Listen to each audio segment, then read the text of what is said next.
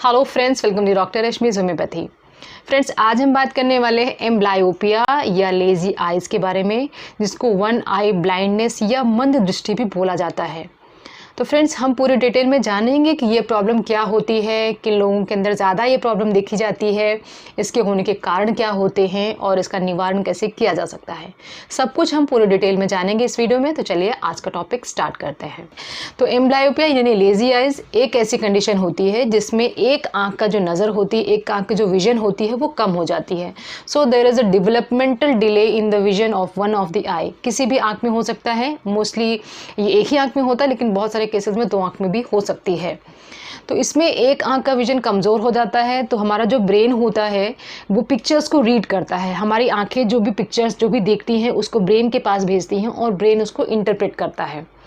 लेकिन lazy I में क्या होता है कि जो भी आँख में परेशानी हो गई है वो काफ़ी धुंधली इमेज आपके ब्रेन तक पहुंचाती है, और जो दूसरी आँख होती है, जो सही आँख होती है, वो क्लियर इमेज पहुंचाती है।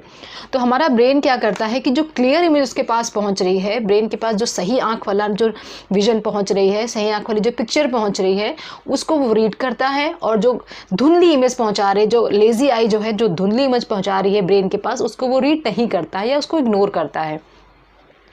तो over a period of time क्या होता है कि जो भी लेजी आई इमेज बनाती है उसको वो ब्रेन इग्नोर करता रहता है और धीरे धीरे करके ये प्रॉब्लम बढ़ती चली जाती है।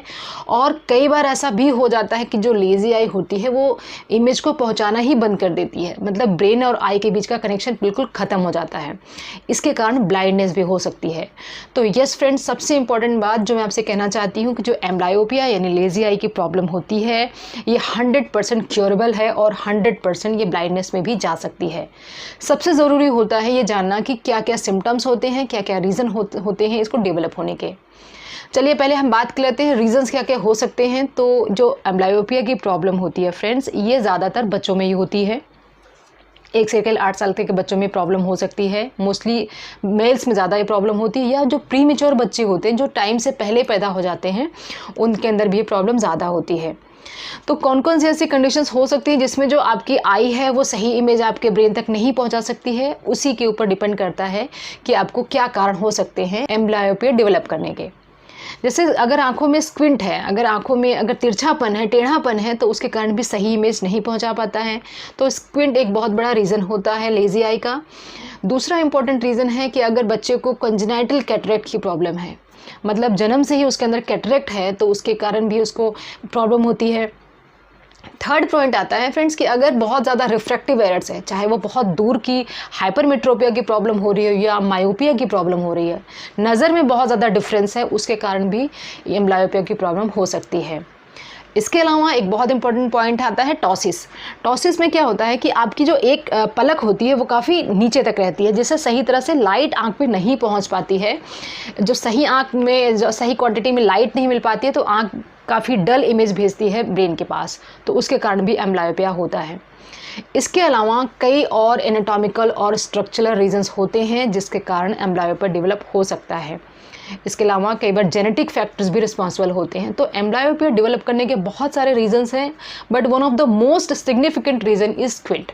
और फ्रेंड्स, सबसे इंपॉर्टेंट बात इसमें जानने वाली ये है कि जो आँख होती है, आप सामने से देखेंगे तो आपको पता नहीं चलेगा कि इसमें कोई परेशानी है, इसलिए क्योंकि आँखों के सामने से देखने में कोई प्रॉब्लम नहीं होती। इंटरनल जो कनेक्शंस होते हैं ब्रेन के, नर्व्स में जो कनेक्शन होता है, आँखों का जो ब्रेन के पास जाने वाला कनेक्शन होता है, उसमें प्रॉब्लम होती है। तो जो माता पिता बहुत ज़्यादा विजिलेंट होते हैं, बहुत ज़्यादा ध्यान रखते हैं अपने बच्चों के हर एक हरकत को नज़र में रखते हैं, वो लोग इसको नोटिस कर सकते हैं, but most of the time ये इग्नोर्ड प्रॉब्लम रह जाती है, और इसके कारण कई बार बच्चों में बहुत सीवियर विजन लॉस हो जाता है। तो अब हम सिम्टम्स की बात करते हैं कि क्या क्या सिम्टम्स देख करके पता चल सकता है कि बच्चे को एम्ब्लायोपिया है, या क्या क्या सिम्टम्स आते हैं एम्ब्लायोपिक चिल्ड्रन में। सबसे इंपॉर्टेंट चीज़ ये है कि जो एम्ब्लायोपिया होता है उसमें धुंधलापन दिखता है, चीज़ें काफ़ी क्लियर नहीं दिखती हैं, क्लैरिटी ऑफ विजन नहीं होती है, और एक बहुत इंपॉर्टेंट चीज़ है कि इसमें परसेप्शन ऑफ डेप्थ नहीं हो पाता है, गहराई का पता नहीं चल पाता है बच्चों में। और ऐसे बच्चे जो होते हैं बार बार अपनी आँखों को मसलते रहते हैं, आँखों को बार बार हिलाते रहते हैं, हाथों से छूते रहते हैं, तो इससे भी पता चलता है कि उनकी आँखों में कोई परेशानी हो रही है या वो सही से देख नहीं पा रहे हैं। इसके अलावा कई बार डबल विजन भी हो सकता है या कलर्ड विजन भी होता है एम्ब्लायोपिया में, या कुछ चीज़ फोकस करने के टाइम पे आंखें दूसरी तरफ चली जाती हैं। ये भी एक सिम्टम होता है एम्ब्लायोपिया का। आप फोकस नहीं कर पा रहा है बच्चा, या कोई भी चीज़ देखने के लिए बच्चा उस ऑब्जेक्ट को बहुत पास में लेके आके देखता है। कोई भी चीज़ पढ़ रहा होता है, बुक्स पढ़ रहा होता है तो बिल्कुल क्लोज रख के पढ़ता है, तो भी एक बहुत बड़ा रीज़न हो सकता है। तो पेरेंट्स को और स्पेशली क्लास टीचर्स को बहुत ज़्यादा एक बार ध्यान रखना चाहिए, क्योंकि सिर्फ स्टडीज़ से नहीं बल्कि उनकी ओवरऑल एक्टिविटी जो कर रहे हैं बच्चे उस पर भी ध्यान रखना चाहिए। क्योंकि कई बार ऐसा होता है कि जो इग्नोर्ड प्रॉब्लम रह जाती है वो आगे चल के बहुत बड़ी प्रॉब्लम बन सकती हैं। इसीलिए आजकल सभी स्कूलों में स्क्रीनिंग कराई जाती है छोटे बच्चों की, स्पेशली क्योंकि वो बता नहीं सकते, उनको धुंधला दिख रहा है कि उनको दिख नहीं रहा है, कोई भी प्रॉब्लम अपनी एक्सप्लेन नहीं कर सकते हैं और एम्ब्लायोपिया सामने से दिखती भी नहीं है, तो इसलिए स्क्रीनिंग कराई जाती है। और ये स्क्रीनिंग फैसिलिटी सभी बच्चों के लिए है। जिन बच्चों को रीडिंग करनी नहीं आती है उनके लिए अलग तरह से स्टेनल चार्ट है, और जिनको रीडिंग करनी आती है उनके लिए अलग तरह से स्टेनल चार्ट है। उस चार्ट को रीड करके वो लोग का विजन एक्टिविटी क्या है, कितना क्लियर उनको दिखता है, ये चीज़ें पता चलती हैं। तो फ्रेंड्स, सबसे ज़रूरी ये है कि अपने बच्चों को बिल्कुल क्लोजली मॉनिटर करें, उनको देखें कि इनके अंदर कोई ऐसे सिम्टम्स तो नहीं आ रहे हैं, इनको आँखों से कोई परेशानी तो नहीं हो रही है। और अगेन मैं कहना चाहती हूँ कि ये पूरी तरह से प्रिवेंटेबल है। अब हम बात करते हैं इसके मैनेजमेंट की, कैसे मैनेजमेंट इसका किया जाना चाहिए। तो सबसे इम्पॉर्टेंट चीज़ आ जाती है कि अगर आपके बच्चों को एम्ब्लायोपिया की शिकायत है, आपने डॉक्टर से मिले और डॉक्टर ने आपको बताया ऐसी प्रॉब्लम है, तो इसके लिए कुछ तरीके हैं जो आप घर पे ही रह कर सकते हैं। सबसे इम्पॉर्टेंट चीज़ है, अगर आप चेकअप कराया, चेकअप कराने के बाद विजन की कोई प्रॉब्लम आ रही है तो विजन को सही कराना, बच्चों को रेगुलर ग्लासेस पहनाना सबसे ज़्यादा इम्पॉर्टेंट है। यस फ्रेंड, जो एम्ब्लायोपिया होती है उससे ग्लासेस में कोई ज़्यादा फ़र्क नहीं पता चलता है, लेकिन अगर आपके बच्चों को रिफ्रैक्टिव एरर्स बहुत सीवियर है तो इसका मतलब ये हुआ कि बच्चा फोकस नहीं कर पा रहा है, रेटिना पे फोकस नहीं बन पा रही है इमेज की, तो इसके कारण वो सही इमेज ब्रेन तक नहीं पहुंचा पा रहा है। तो अगर आप बच्चे को रेगुलर चश्मा पहनाएंगे तो उस सही इमेज, आपका जो आईज़ होती है सही इमेज ब्रेन तक पहुँचा पाएगी, और ब्रेन कहीं ना कहीं जिस आई को इग्नोर कर चुका होता है उस आई की भी इमेजेस को रीड करने लगता है। तो इस तरह से आई विजन की एक्टिविटी बढ़ती है, आई की एक्टिविटी बढ़ती है और लेज़ी आई की प्रॉब्लम में रिलीफ मिलता है। इसके अलावा कुछ एक्सरसाइजेज हैं फ्रेंड्स, मेरी जो स्क्विंट आई की वीडियो है उसमें भी मैंने कुछ एक्सरसाइजेज के बारे में बताया है, उसको आप लोगों ने बहुत पसंद किया है और बहुत सारे लोग उसको एक्सरसाइज को कर भी रहे हैं। That is a very satisfactory point for me. Same ऐसे ही आप इसमें भी कर सकते हैं। इसमें अगर आप बच्चे को एक्सरसाइज कराते टाइम आपको करना है कि फ्रीक्वेंट ब्लिंकिंग करना है, बार बार आँखों को ब्लिंक करना है, पलक झपकाना है खोलना है, पलक झपकाना है खोलना, ये कर सकते हैं। इसके अलावा आप थोड़े से पानी में बच्चों को बोलें और थोड़े से पानी को लेकर आँख के पास जाएं और आईज़ को ओपन और शट करें, ओपन और शट करें, ये भी एक अच्छी एक्सरसाइज है। इसके अलावा स्क्वीजिंग करनी है आई को, ऐसे आप कर लें और रेगुलर अपने बच्चों को थोड़ी थोड़ी देर बाद ऐसे स्क्वीजिंग करना है, ये भी एक अच्छी एक्सरसाइज है। इसके अलावा बहुत सारी और एक्सरसाइज हैं, जैसे पैचिंग है। तो पैचिंग में क्या होता है कि जब आप बच्चे की एक आंख को पैच लगा देते हैं, जो बच्चे ग्लास लगाते हैं उनके लिए अलग तरह से पैच होता है, जो बच्चे बिना ग्लास के उनके अलग तरह से पैच होता है। तो ये ऑनलाइन भी बहुत ईजिली अवेलेबल है, पैचेज आप देख सकते हैं। तो जिन बच्चे ग्लासेस लगाते हैं उनके ग्लासेस के ऊपर से पैच लगाने के लिए आता है।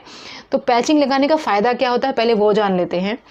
पैचिंग लगाने में किस में पैच लगाना होता है, जो आपकी सही आंख है, जो राइट आई है, मतलब जो सही आंख जिसका विजन सही है उसमें हम पैच लगा देते हैं, और जो हमारी लेज़ी आई होती है उसको एक्टिविटी करने के लिए हम स्टिमुलेट करते हैं। जो हमारी लेज़ी आई है बार बार एक्टिविटी कर रही है और जो ब्रेन है उसको कोई दूसरी इमेज नहीं मिल रही है कि बहुत अच्छी इमेज मिल जाए और वो लेज़ी आई की इमेज को इग्नोर कर दे, तो जो लेज़ी आई एक अकेली इमेज लेके आ रही है उसी इमेज को उसको रीड करना पड़ता है और धीरे धीरे करके उसका कनेक्शन ब्रेन और आई का कनेक्शन बनने लगता है। तो friends, patching is very much important in amblyopic eyes.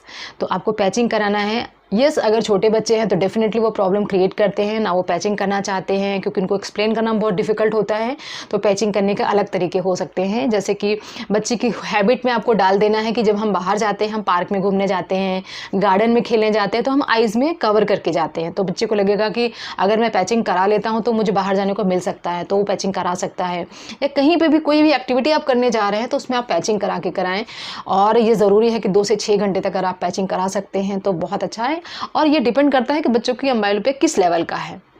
तो जो आपकी तो जो आपकी लेजी आई है उसकी एक्टिविटी बढ़ने के साथ साथ काफ़ी हद तक एम्ब्लायोपिया में रिलीफ मिलता है। या आप बच्चे को कुछ रिवॉर्ड देने के लिए बोल सकते हैं कि अगर आप इतनी देर तक पैच लगा के रखोगे तो हम आपको कुछ रिवॉर्ड देंगे, तो इससे भी बच्चे मान जाते हैं और पैचिंग करा लेते हैं। तो ये सारे हैं जो टेक्निक्स हम घर पे यूज़ कर सकते हैं। स्क्विंट आई में भी काफ़ी ज़्यादा बेनिफिशियल है और एम्ब्लायोपिया में भी काफ़ी ज़्यादा यूज़फुल है। इसके अलावा हम बात करते हैं होम्योपैथिक मेडिसिन किस तरह से इफेक्ट करती हैं, किस तरह से आपकी हेल्प कर सकती हैं। तो फ्रेंड, जो होम्योपैथिक मेडिसिन होती हैं, क्योंकि जो एम्ब्लायोपिया होता है बेसिकली आई और ब्रेन के कनेक्शन का प्रॉब्लम होता है। आई और ब्रेन के बीच में जो नर्वस कनेक्शन होता है वो सही से नहीं हो पाता है, उसके कारण होता है। तो होम्योपैथी में बहुत सारे ऐसे मेडिसिन हैं जो नर्व्स के ऊपर काम करती हैं और नर्वस कनेक्शन को स्टिमुलेट करके लेजी आई के प्रॉब्लम को काफ़ी हद तक सही करती हैं। तो सबसे पहली मेडिसिन की बात करते हैं। सबसे पहली मेडिसिन जो नर्व्स के ऊपर काम करती है वो फॉस्फोरस है। मेरे फॉस्फोरस के ऊपर भी अलग से वीडियो है, अगर डिटेल में आप जानना चाहते हैं तो उसको देख सकते हैं। तो फॉस्फोरस में क्या होता है कि जो नर्वस वीकनेस होती है पेशेंट को काफ़ी ज़्यादा हाइपर होती है, ओवर एक्टिविटी बहुत ज़्यादा होती है, नर्वस वीकनेस बहुत ज़्यादा होती है, और जो बच्चा बाहर देखने की कोशिश करता है तो किसी चीज़ को बियर नहीं कर पाता, स्पेशली सनलाइट को नहीं बियर कर पाता और आंखों को ऐसे कवर करके देखने की कोशिश करता है। अगर आपका भी बच्चा ऐसा है कि कभी भी बाहर देखने के टाइम पे उसको स्ट्रेन नहीं बियर कर सकता है और आंखों को ढक करके दूर का विजन देखना चाहता हो, तो उन केसेस में फॉस्फोरस बहुत ज़्यादा इफेक्टिव मेडिसिन होती है। इसके अलावा दूसरी मेडिसिन की बात करते हैं। दूसरी मेडिसिन है जलसीमियम। It is one of the greatest medicine in homeopathy, जो कि नर्व्स के ऊपर काम करती है।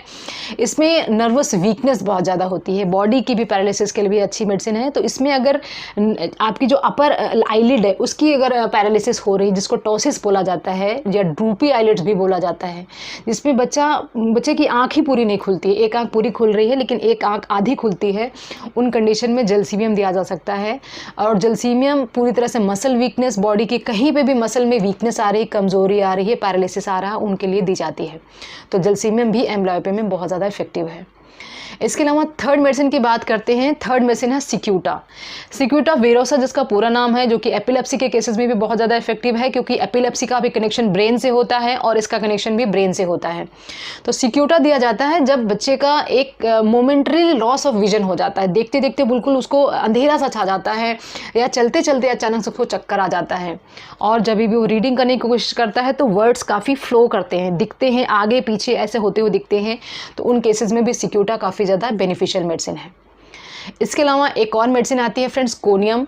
कोनियम दी जाती है अगर पेरेंट्स आपको बताते हैं कि कई बार उनका बच्चा गिर चुका है, हेड पे कई बार चोट लग चुकी है, उसके कारण उनको एम्ब्लायोपिया की शिकायत हो रही है या नज़र में कमज़ोरी आ रही है।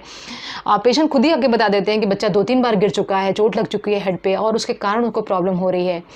और अगर बच्चा बोल सकता है तो वो भी बताता है कि उसको सही से दिखता नहीं है, या लाइट में कई बार वो फोटोफोबिया होता है, लाइट में कई बार वो बियर नहीं कर पाता है, कलर विजन उसको आता है, कलरफुल विजन आता है, या डबल विजन भी दिखता है। इन सारी कंडीशंस में अगर किसी इंजरी के बाद अगर प्रॉब्लम होनी स्टार्ट हो गई है, then you can take conium. इसके अलावा लास्ट मेडिसिन की बात करते हैं। लास्ट मेडिसिन आती है रूटा। फ्रेंड्स, रूटा दी जाती है अगर बहुत ज़्यादा एक्सर्शन के बाद आपको आई विजन की प्रॉब्लम हो रही है। बच्चा वैसे नॉर्मल है लेकिन अगर कुछ पढ़ने लिखने की कोशिश करता है या लॉन्ग टाइम एक्टिविटी करने के बाद उसको कोई वैंडरिंग ऑफ आई लगती है या एम्ब्लायोपिक आई लगती है, विजन लॉस लगता है या डिमनेस ऑफ विजन लगता है, पूरी एक्टिविटी करने के बाद थकने पर अगर इसकी प्रॉब्लम होती है, देन यू कैन टेक रूटा। ये सारी मेडिसिन फ्रेंड्स डिपेंड करती है कि पेशेंट की एम्ब्लायोपिया की कंडीशन कैसी है, उसकी सिवियरिटी कैसी है, रीज़न क्या है, बहुत सारे कंडीशंस के ऊपर ये मेडिसिन दी जा सकती हैं।